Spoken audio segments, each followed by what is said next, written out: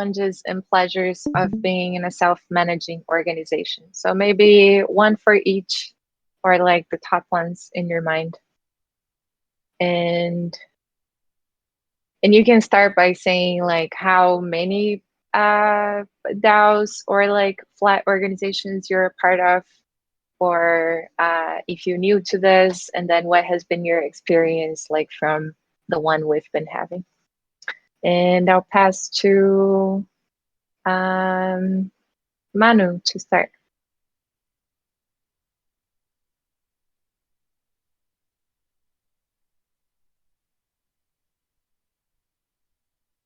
You're muted. Thanks. The pleasures are that I get to pick when I work, when I do not work.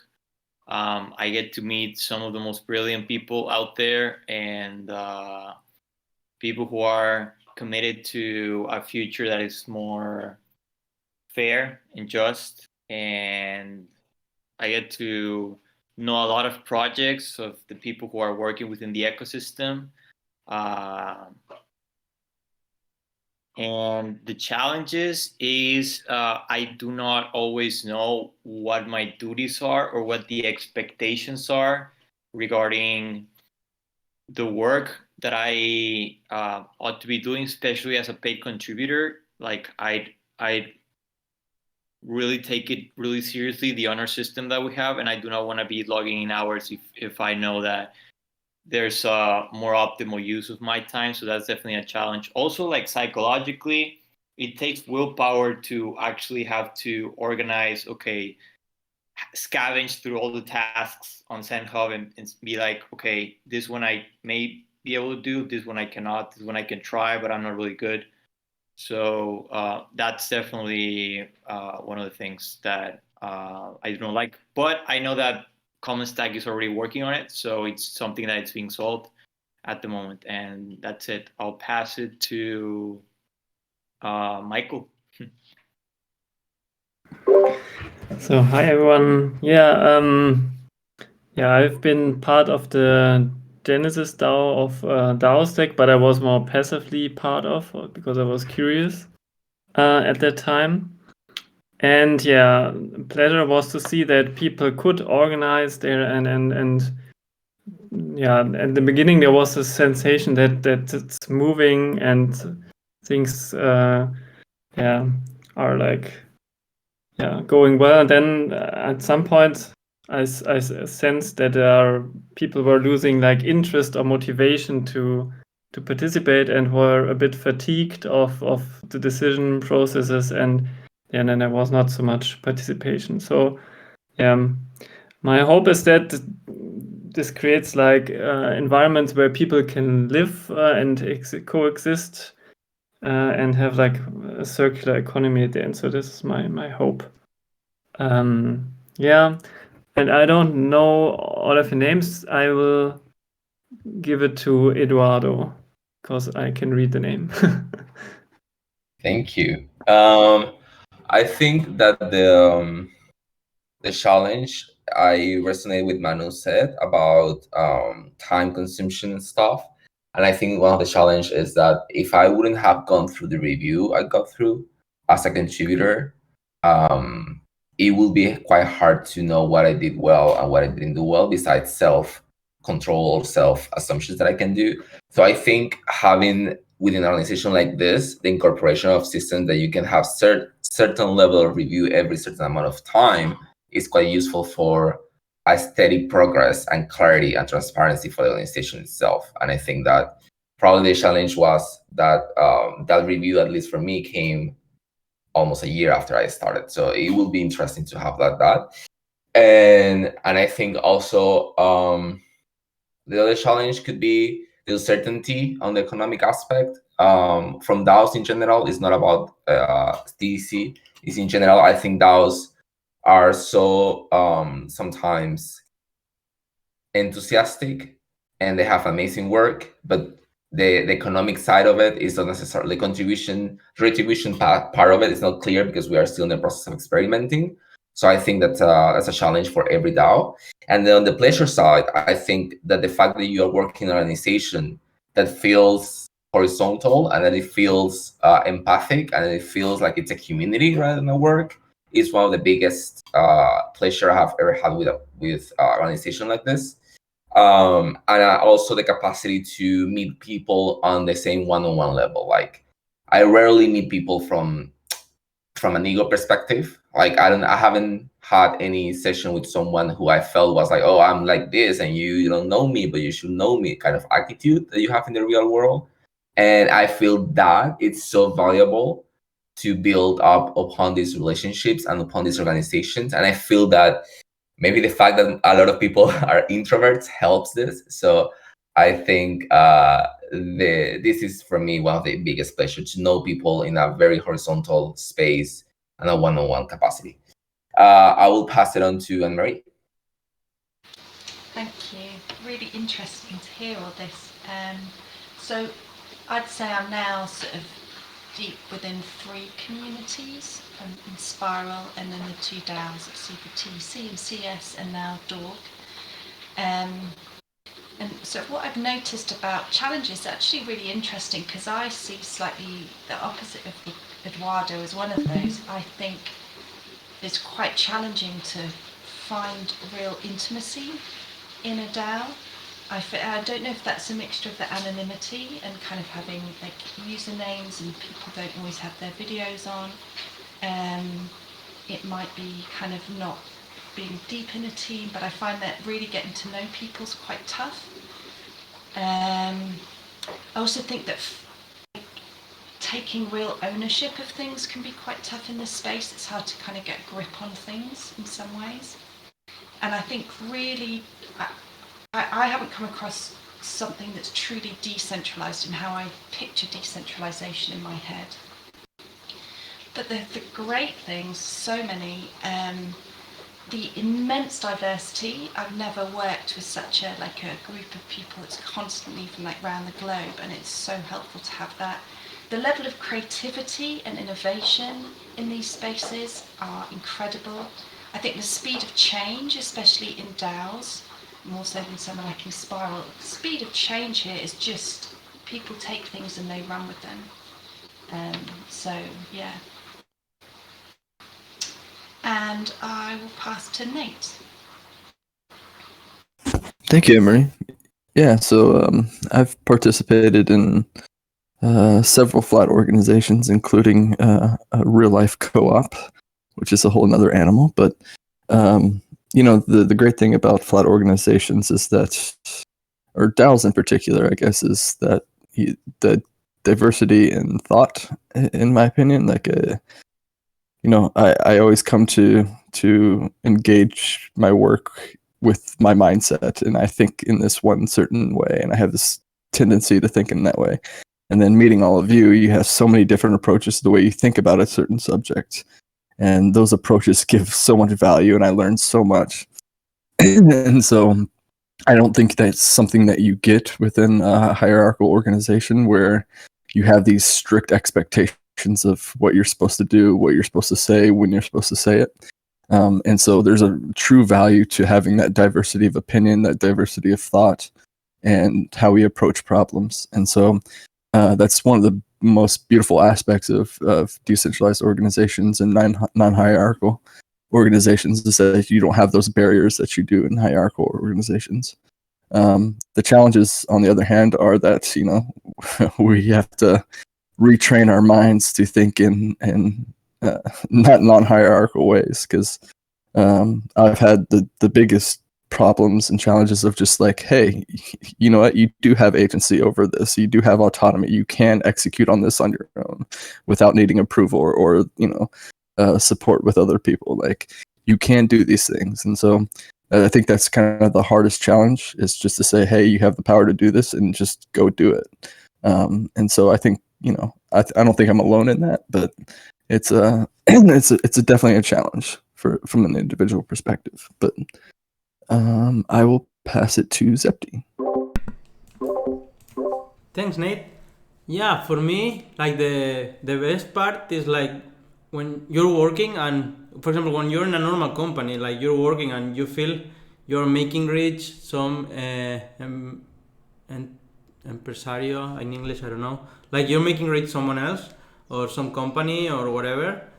And when you are working in here, you're advancing in this case, like the token engineering field and open source that is helping the world. So, and it's not like you're working for someone else, like you're working to make the world better, and it feels good. And I also agree with what Manu was saying, like, especially on DAOs, you get to choose which tasks do you want to do, and you have more freedom in that aspect. Like, you had to choose like your schedules, your stuff, like, everything. And the hardest part probably is like, it's still it's still very new, so it's uncertain, like how many things will work in the future, but I don't think it's that so bad. Like, but that's probably like the hardest part. And I'll pass it to you, Libby.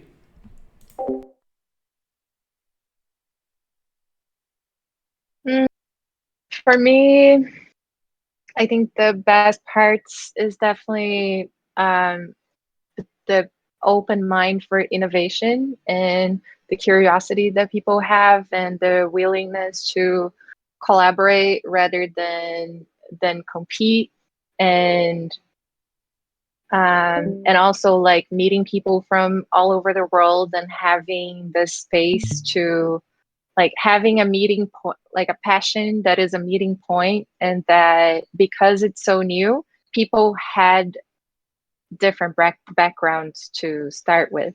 Like nobody in our generation was born crypto native, so everyone comes from somewhere else. So that's really exciting. And the challenges, definitely reconditioning the mind for understanding like proactivity and this buildup of agency and self-sovereignty, and how I don't think freedom exists by like one person can be free by themselves. I think everyone has to have a certain level of freedom for one to experience freedom. So it's also like somehow like, it's interesting how it evolves in this process. It's kind of slow, the change of our mentality, but also so much is happening in the space. So there is this clash in behavior, but that it makes us evolve faster, I think. And I'll pass to Tam. So there's some construction, which you'll probably hear, and I apologize for that in advance. But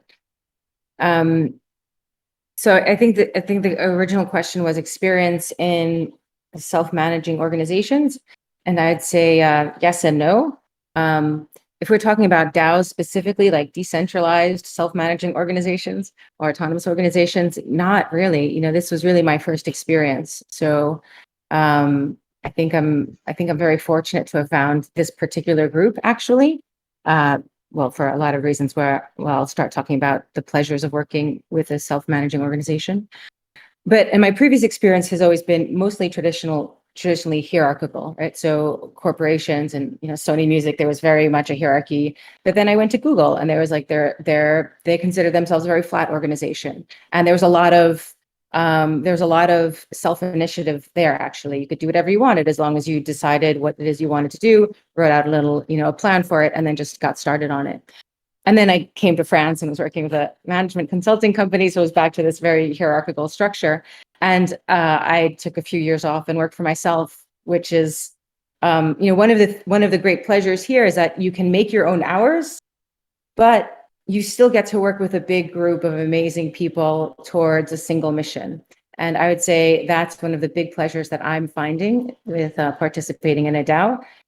You're not bound by the traditional expectations in terms of hours or days or what have you, but you get the benefit of a large diverse group who are like-minded and walking towards the same goals. I'm going to start talking. I'm going to talk a little bit more about the pleasures too. So this is a huge, cool experiment in culture, not just in technology. So being able to participate in this experiment and knowing that with each iteration, we're getting closer to something that will be more resilient and more sustainable is really exciting. We're designing the future in a really tangible way. And it's okay that it's an experiment, and it's okay that things go right and things go wrong, and we accept all of that. And I think that's feeling like that is great. I really liked what Nate said about there's really low barriers, and then there's probably some, maybe the challenge. One of the challenges, like one of the pleasures, is there's low barriers, and it's really initiative and intrinsic motivation. And if you want to do something, you can just grab two people and do it with them. And it's, I think, requires some retraining, because it maybe is not intuitive immediately that's the case, because it's quite unlike a lot of other environments we might have participated in the past. And the people, when you're, at least this experience with this DAO and other DAOs too, One Hive or Metacartel, like, people are there because they really want to be there.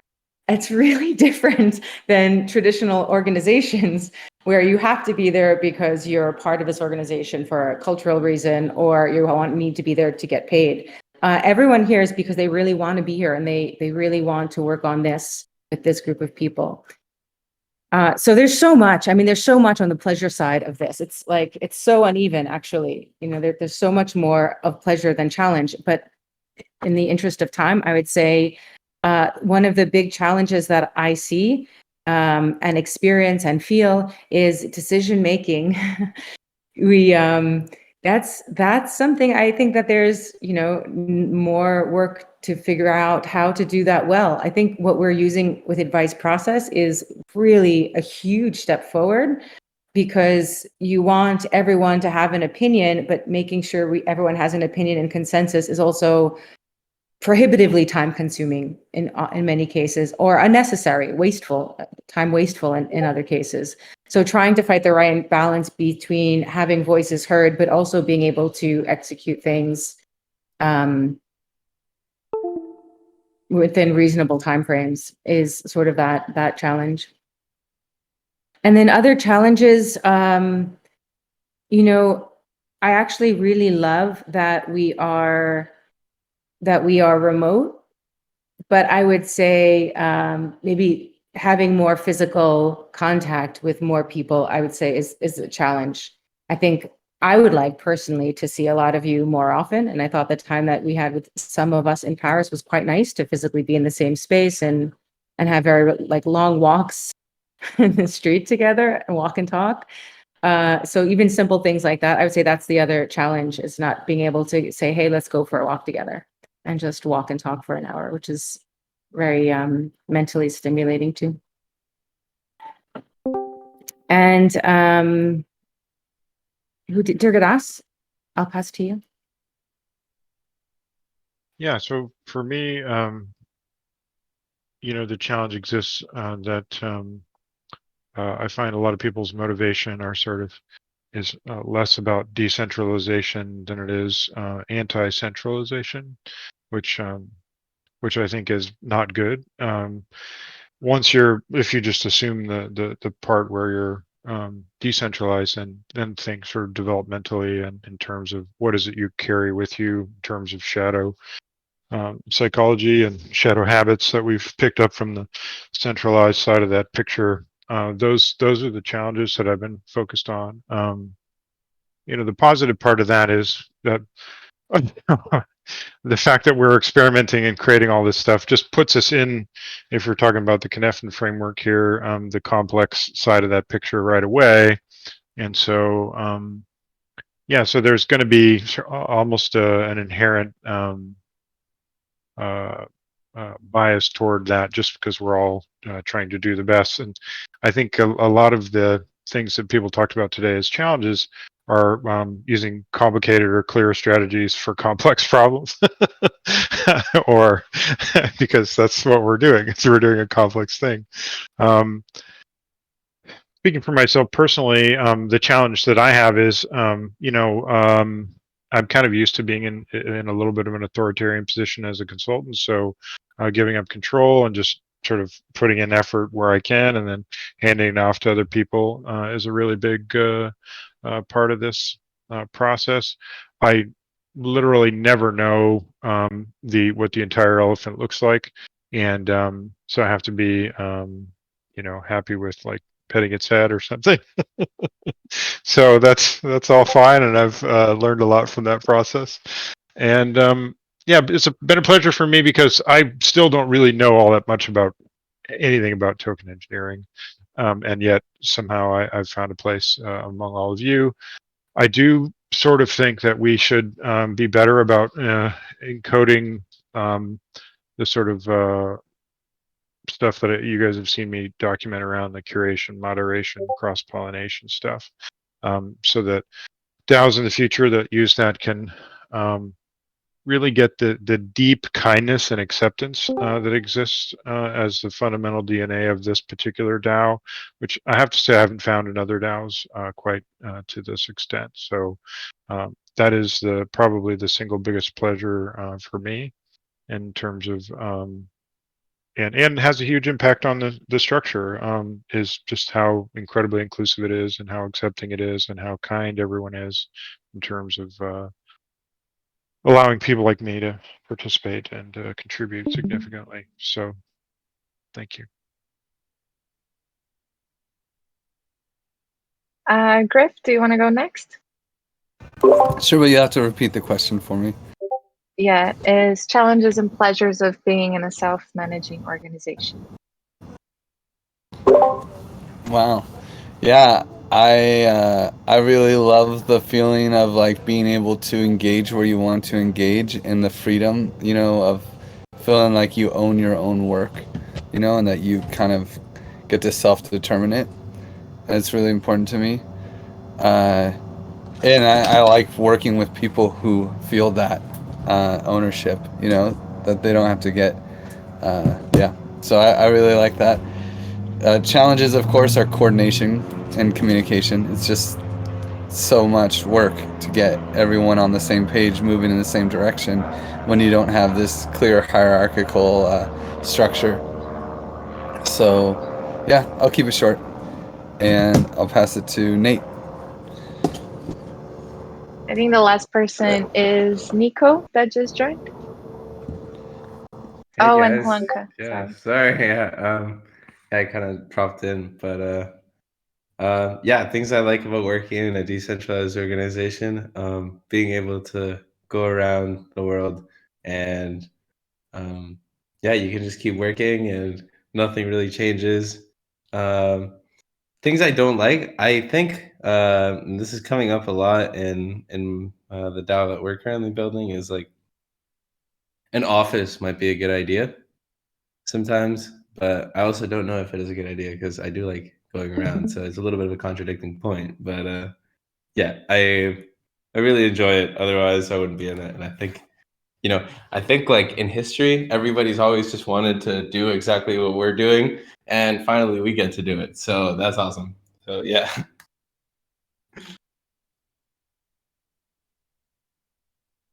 Juan, do you want to take it last?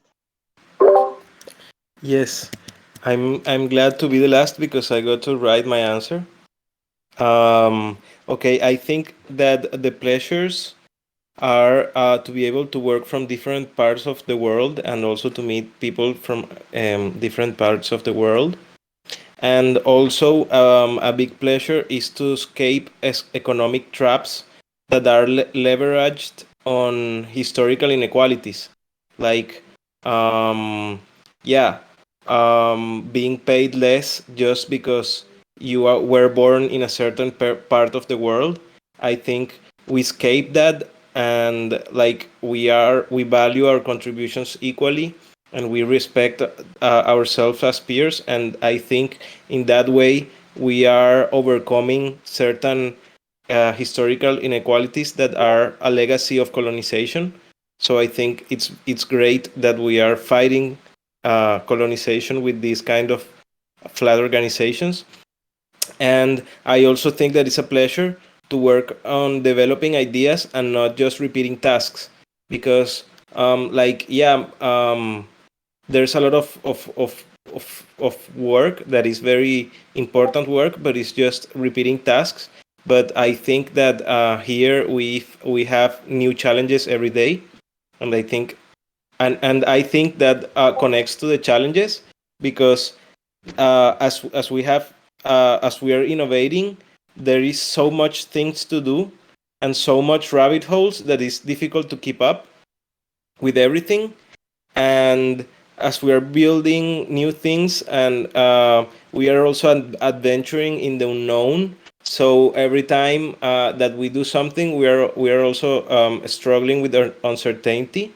But yeah, I think that's a challenge, but that also connects to a pleasure, that I feel that we are not just staying in our comfort zone, but rather that we are escaping our comfort zone to find new zones that can be better for ourselves and others. Awesome. Thank you. You said you wrote it, so I didn't take notes. Can you post the your part there? Cool. Thanks, everybody. So the first point of the agenda I wanted to address is from another call that these points were raised by Manu, of what do we do about proposal lobbying? So how would this become a problem? How do we address it? Is that something we should address? And what is that even? So do you want to expand a little bit on that for like a minute, Manu? Yeah, sure. Let me share my screen. Okay. Please let me know if you cannot see the screen. I think it's visible. And first of all, I mean, the term lobbyist, I think it's perhaps unnecessary. So I was thinking more reframing that in terms of a prospective grantee, or PG. And here are some points. Again, this is just a draft taken from our research done on transparent lobbying across several countries in Europe. And I've tried to adapt this to a DAO, because in that book, it's between politicians and voters. And here it's more intricate, because voters are also governors, and it's sort of like the line is blurred. So yeah, initially, having a registration and compiling a list of the grant recipients, having a code of conduct, and sort of like what channels is it okay for the PGs to contact the TC holders, maybe what hours as well, disclosure of activities, like definitely no favor for votes, and definitely no pay to play. In terms of revolving doors, being transparent in terms of TC holders voting, and after the proposal gets voted or approved, then going to work in that DAO. Conflict of interest, of course, is closing if you're a voter and also a prospective grantee. And perhaps also, like, you cannot attempt to persuade or inform us after a certain time. For example, just something like they do with voting, like after 12 hours before the vote happens, there's no more, trying to talk to people and inform them about what your proposal is about, etc. And on decision making, just having a explicit list of cognitive biases and trying to figure out if we're falling on them as we vote on the process. And on consultation, empirical evidence versus opinion, like showing something that, just showing something more scientific in terms of just your opinion of how you're going to do this. And then oversight, that's for transparency to deal with, and sanctions, of course, having graduated negative incentives if people do not comply to these rules. And really, I don't want this to be restrictive at all. It might seem restrictive at first. This is just a draft, but I do feel it's an important part of the process, and it's something that we haven't we haven't discussed. So I'm willing to open the conversation for us to discuss this. Cool. Thank you. I have some opinions on this, but just want to open and see if anyone else wants to share something. Yeah, I'll go. Go ahead, Durganis. I was just going to say that I also don't think we do a good enough job of trying to figure out in which of these Cynefin places that the decision space is in.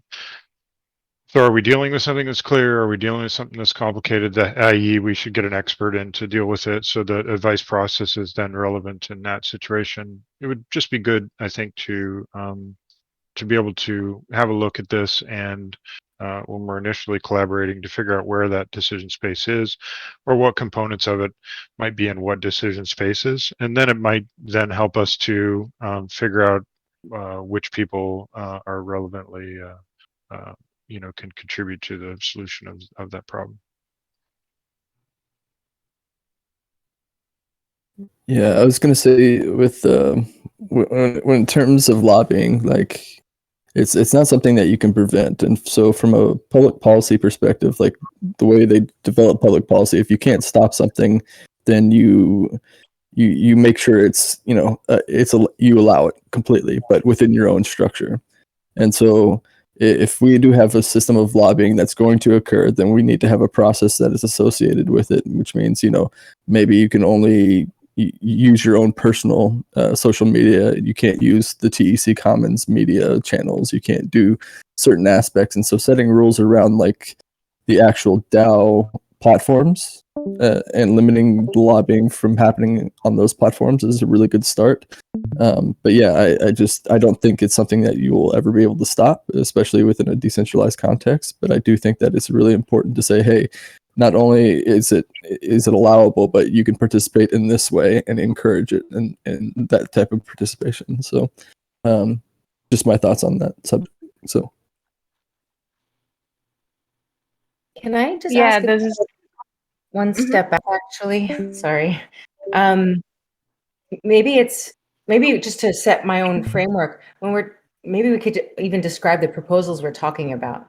Are we talking about proposals like lobbying for proposals to upgrade to the Commons upgrade, or a proposal for funding for a research, or proposals for funding for DAO operations, or all of these proposals? It's very intriguing. So thanks for bringing it up, actually. But I guess I'm just trying to consider what are the actual proposals that we are wanting to build something around. I think the idea is more for the ones that give grants. I think those are the ones that present the more obvious conflict of interest. For the ones within governance, we ought to also have a process that needs to be more refined, maybe, but definitely not as restrictive as the other one. So I was thinking more towards the grants. And to go on what Nate said, definitely, it was never my intention. I do not want to prevent lobbying. I think it's a basic part of human nature. We have our own interests, and we want to, lead others towards that interest. I think that's completely normal, and I just want to channel that into a process that's structured. I do not want to prevent it at all. Go ahead, Livy. Yeah, so I asked that question in the first type form that passed around for us to start the soft governance working group. And it was, so when scaling, how do projects prevent coalitions organizing into smaller blocks to manipulate decision making? And I think lobby is included in this. And it was really interesting to see that most of the answers were like, there's nothing to do, just like build the culture, just make it transparent. Like you can't prevent, so just like include it as a part of the system. And I think that goes along with what Nate was just saying. And I think I slightly disagree on trying to put rules, like trying to put strict rules in the organization structure that people wouldn't be able to do that, because I think that's when starts to be problematic and happen like behind the curtains, and then people make like private chats, and there is like, I think this is part of this rebel nature of wanting to break the rules with something that you already know it's not incentivized in an environment. So in my opinion, the best way to deal with this is what we've been doing like all along, just having a culture of transparency and of like inclusivity, and that debates are like highly promoted, and that people have space to talk about things in a way that they don't have to go on the side and talk to someone. I imagine, for example, in this, like the last, like the only, I think, like very polarized moment we had with the Impact Hour intervention, I can imagine that this was happening, that people were going like talking to each other and being like, you have to vote for this, you have to vote for this. But then if we promote debates, these opinions also have a space to be shared in the big room, and then they can be talked about, and then that doesn't become a problem. And then people also on the sidelines feel a little bit more comfortable to chat with each other and to feel like they can express their position because divergence is welcomed. And yeah, so that's my thoughts on it.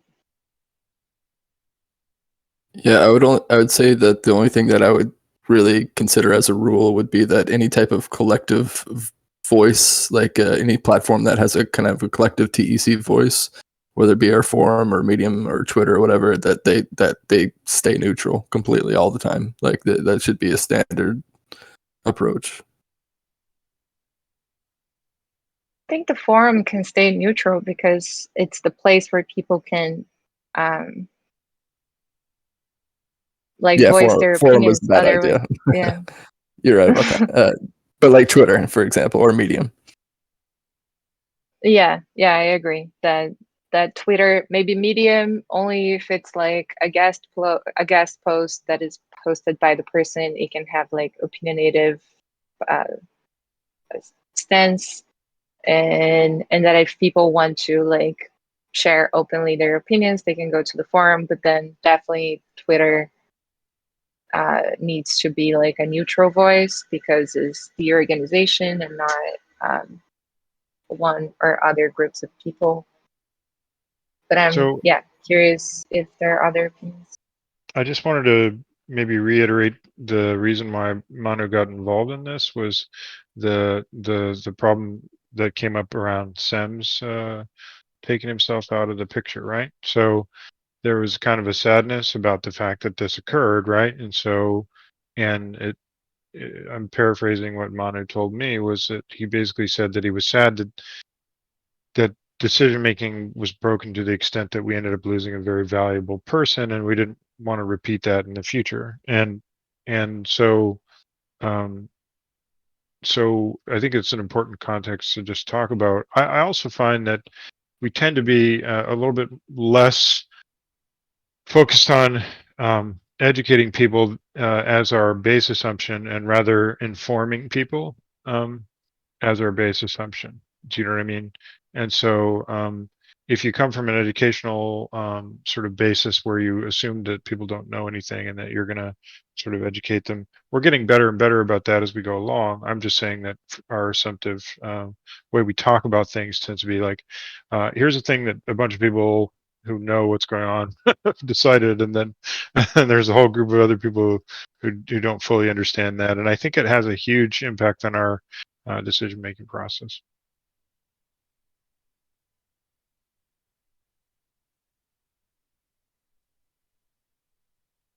Does anyone wants to share something else on this topic? Yeah, I want to say that the reason why I brought this is it's based on personal experience. Like, I'll give an example. I use myself as an example. Okay, I came in, I did work I did some work, and then we got to a point where I saw that the other company I worked for, Workahol, could provide some services for the TC, and I put on a trace for it.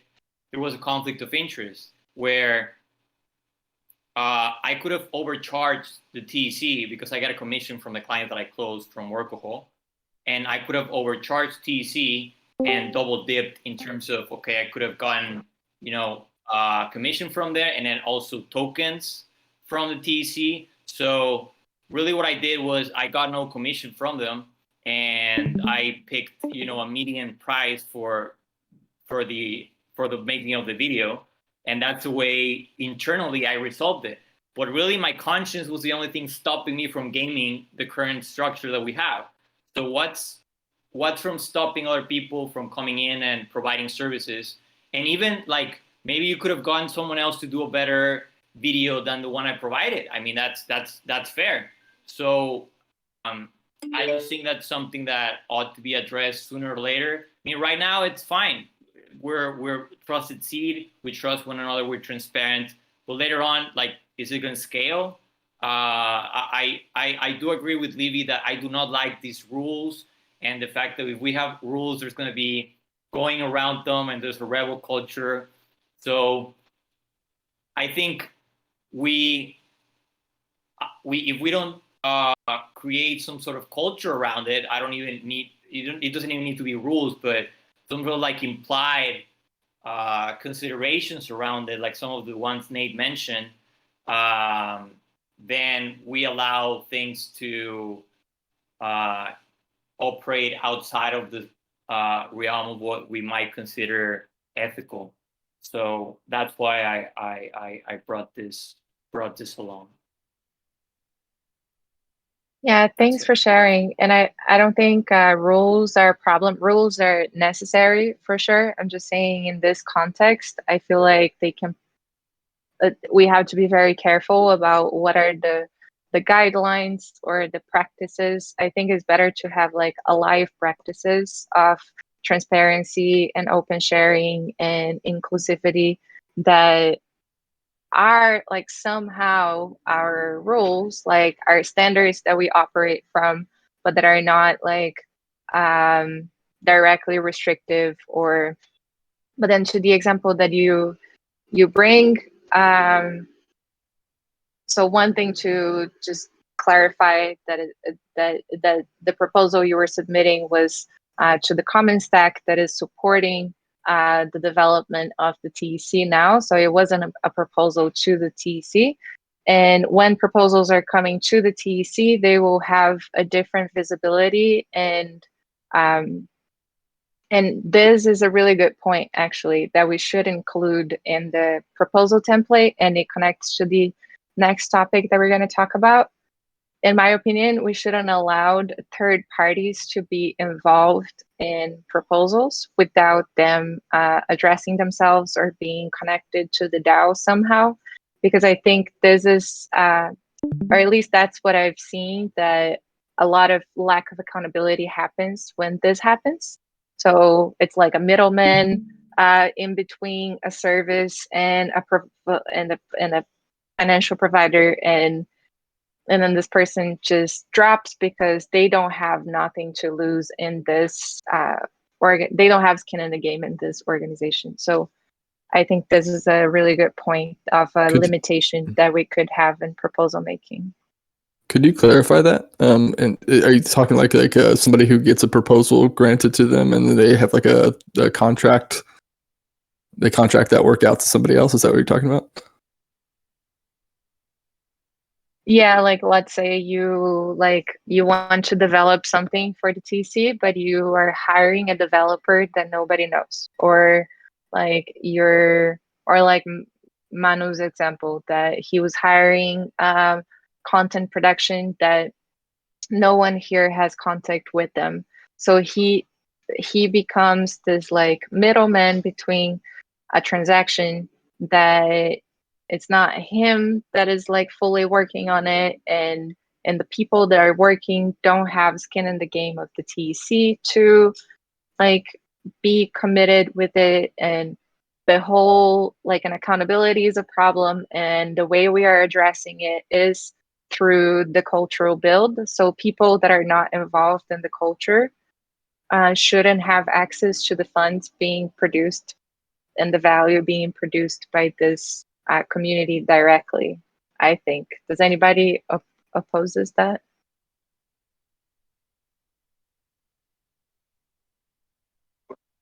No, I agree. Just to clarify, I work at that company, so I do have skin in the game on both sides.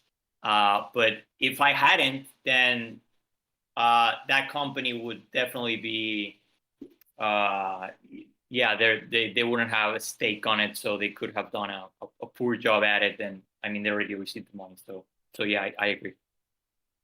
I do, if I may say so, I do not agree on the sense of the skin in the game. You have the example of Julie, for example. She is not part of the TEC. And then we will have cases of people that will be required out of the scope of the TEC ecosystem. We should just create enough kind of boundaries to understand how we are going to receive these people in case they are needed, or services in case they are needed. But just allowing people that are part of the ecosystem or have skin in the game is a little bit, I think it's counterintuitive for the nature of the project.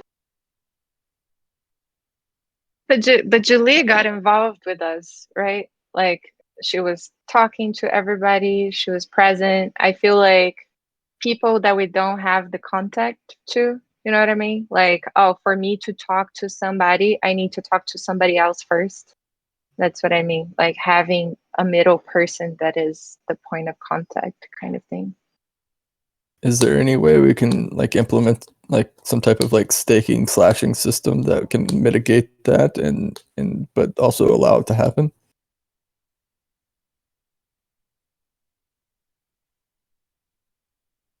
You mean kind of like an escrow? Like people Yeah. only receive. I think Or- that's the give it dream, right, Griff?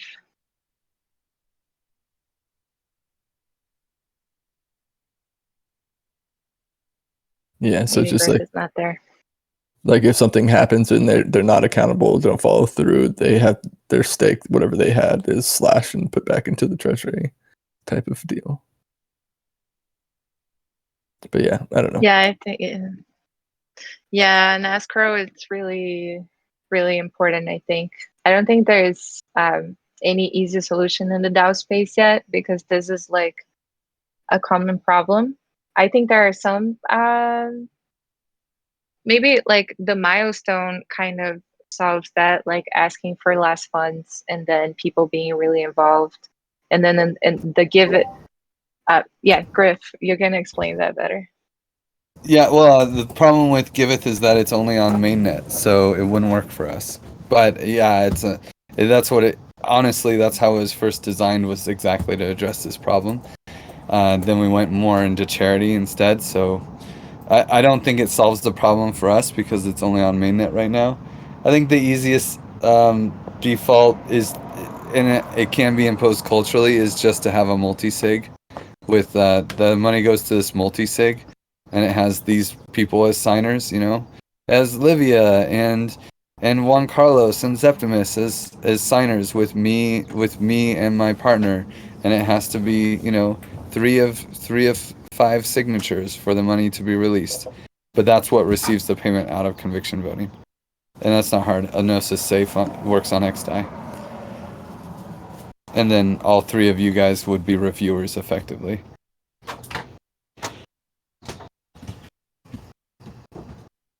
Yeah, I think that's problematic, and it can be problematic in other ways too, but maybe it's a good like middle ground solution.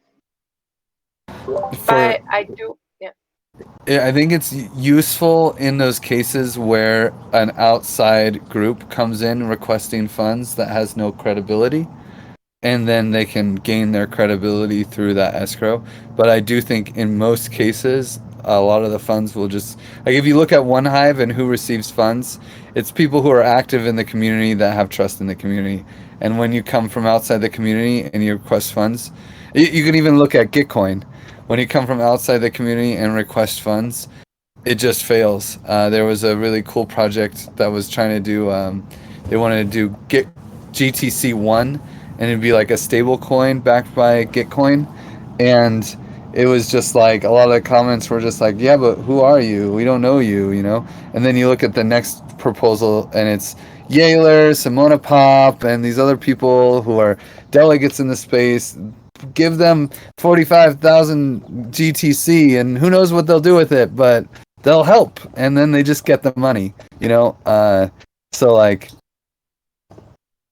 I don't know. It's one of those things where you we're gonna deal with this problem no matter what, this social trust problem, until there's a very clear escrow solution, and that's probably okay.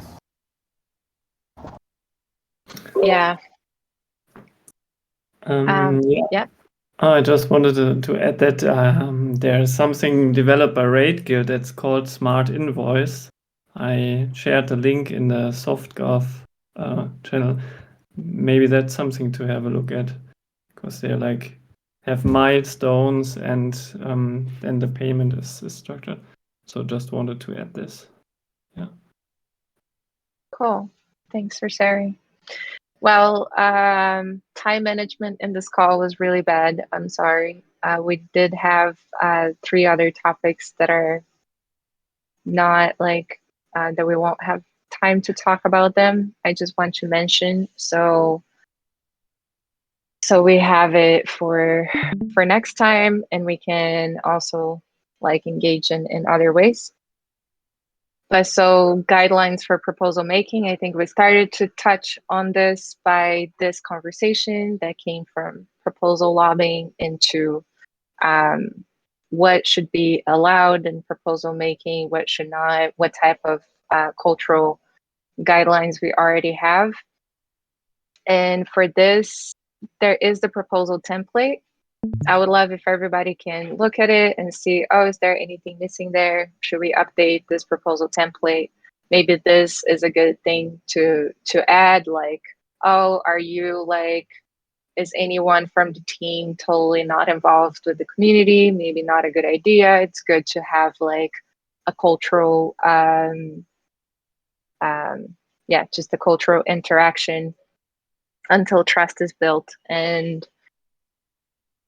And then last thing I wanted to, and something else that I think needs to be added there is like suggest small milestones and explain more how conviction voting works. And then the other topic I wanted to touch on is this decision tracking. So I was going one by one of these proposal links and reading all of them and making notes here of what is still relevant, what is not relevant anymore. So if anyone also wants to do that, you're invited. Now there's just half of probably finish this today, but it's also good to have other looks. And maybe next call we can talk about some of these insights from our past proposals, and I think there are very interesting ones. And then last thing was advice process that Zaptimus is working on. So I wanted to give him space to show off his work and share a bit of what we've been collaborating there. So I'm sorry that we ran over time.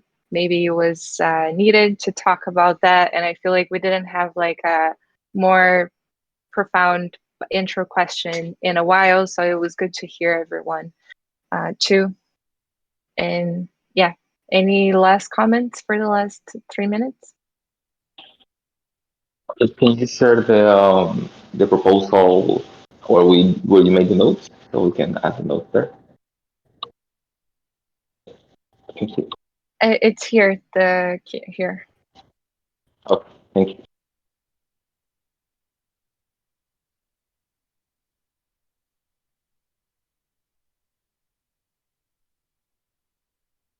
Anything else? I was going to mention if anybody's interested in hackathon, Mateo and I are going to be participating in the Boardroom Hackathon starting on August 17th. So if anybody's interested, we're going to work on multi-sig and treasury stuff. So if you're interested, just hit me up and we'll get you onboarded. So yeah, thank you.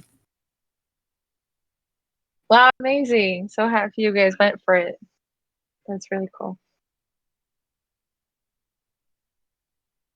Okay, so I'm really sorry about running out of time, but next call we'll have a lot to talk about.